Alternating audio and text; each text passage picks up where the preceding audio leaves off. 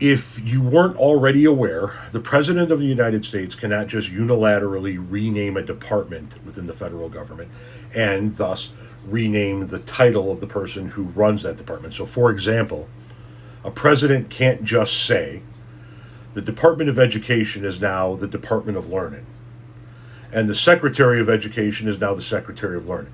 That takes an act of Congress. Congress has to officially change the name through a vote, change the name of any given department, and the name of the person who runs any given department.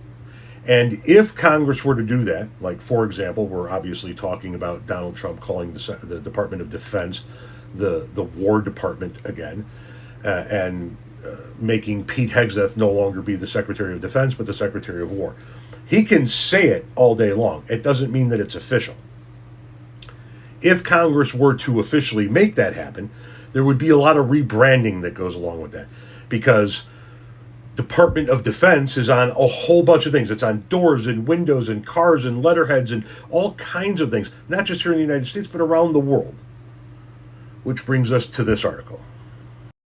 Pentagon asks Congress to codify Department of War with $52 million price tag.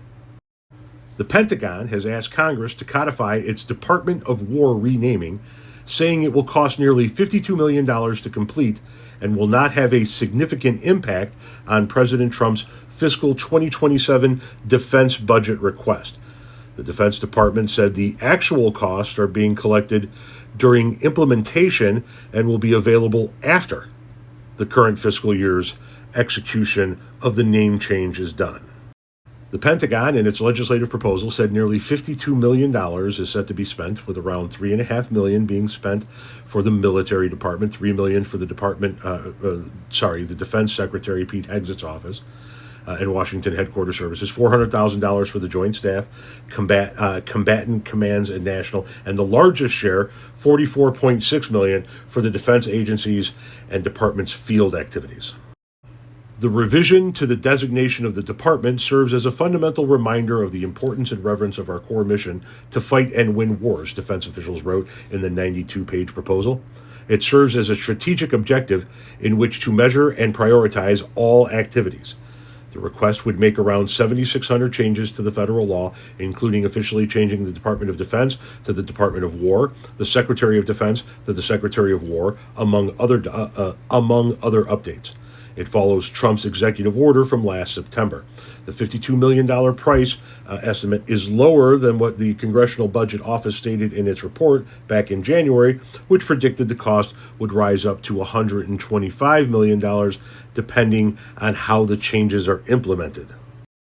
Legislation to codify the new name has been introduced by Representative George Doob, a Republican from Florida, in the House, and Senator Mike Lee from Utah in the Senate. The Pentagon has already swapped its website and social media accounts to reflect the new name and Hegseth's nameplate on his office door, who also changed to say Secretary of War. Former President George Washington established the Department of War in 1879. The department was renamed to the Department of Defense in 1949. First and foremost, anybody that votes for this in the House or Senate isn't going to have my vote, but more importantly, fiscal conservatives, we're cool with dropping $52 million for this now. $25 billion for the war, $10 billion for Trump's peace initiative. The $52 million, the CBO says $125 million, to rebrand a department. You guys are cool with all of this. Kid Rock taking helicopter flights, helicopters doing flybys on his house. You guys really abandoned that whole fiscal conservative bullshit real quick, didn't you?